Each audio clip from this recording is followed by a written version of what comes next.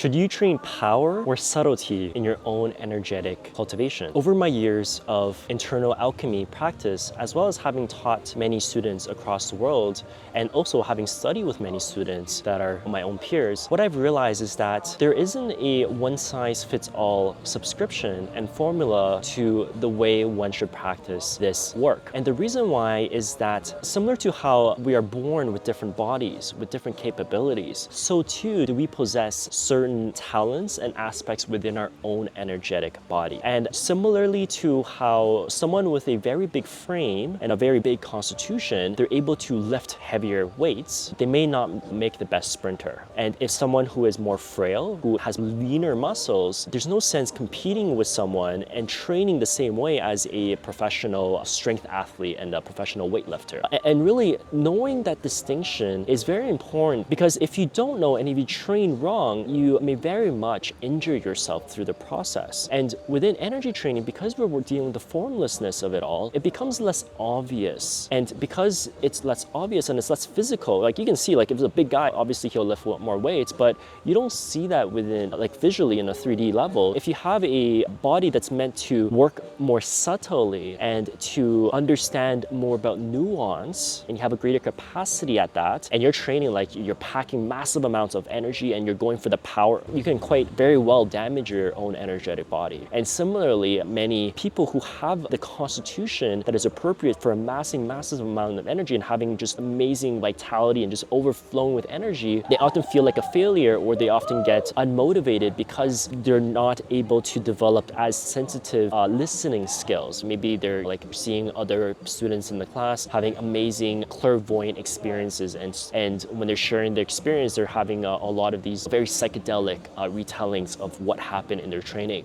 Whereas someone who's just building pure power, they may not actually be able to easily tap into these realms. And obviously you have the rare case where someone's just great at both aspects, and there's always a counterbalance to this, and no one has it all. So and even within kind of that spectrum of building power and building subtlety, this isn't just a two-dimensional scale, but there's also other variables and other dimensions. Like some people are better at working in the astral realm. Some people just feel more called towards connecting more with Akashic energy, or connecting more with deities and entities, or others are just like have a martial realm, building fascial alignment, connectivity, becoming a superconductor. So this field has infinite amount of possibilities and infinite amount of talents and life paths depending on where you go. So my job as a teacher is really to understand the student and to be able to provide that student with the right instructions and the right framework for them. And if they work that framework well enough, very much like within some dedication and some years of training, then they can very much exceed the teacher as long as they have the right mindset of it themselves. So however, this two polarity does draw the distinction. It gives you an example of something that we want to reconcile within. So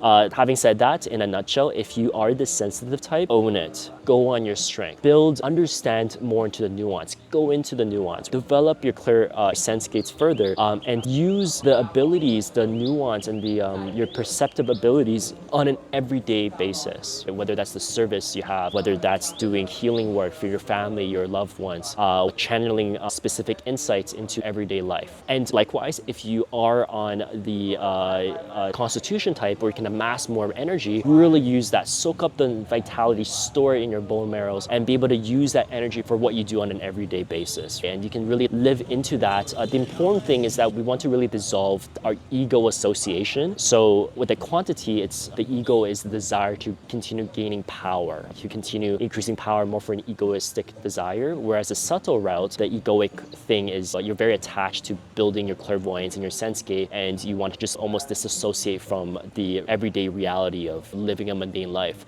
So both aspects have its shadows, its darkness, and its attachments. So what I recommend is you want to live in the strength of it. You want to continue cultivating your strength as a way of understanding yourself, as a way of serving others. But you don't want to live in the egoic desire of that strength. You want to alchemize the shadow of that into an integrated piece within yourself, into the sword that you can then use in order to slay your own demon and to help serve as that noble knight. That's the type of archetype you want to cultivate. So approach it with humility, but also honor your gifts, honor your strengths. So I hope that made sense and give you a bit of a distinction between developing the subtle abilities, the discernments, the listening, versus just going into the route of power. So if you are curious, or if you have any questions related to that, drop us a comment below, and we're happy to continue this conversation in the comment section. And like always, subscribe to us for more insights onto into ancestral cultivation practices from the East as well as the West, and wisdom tree being the central pillar that harmonizes the two and provides a cultivation pathway respecting the ancestral lineages of both hemispheres. So take care now. Bye.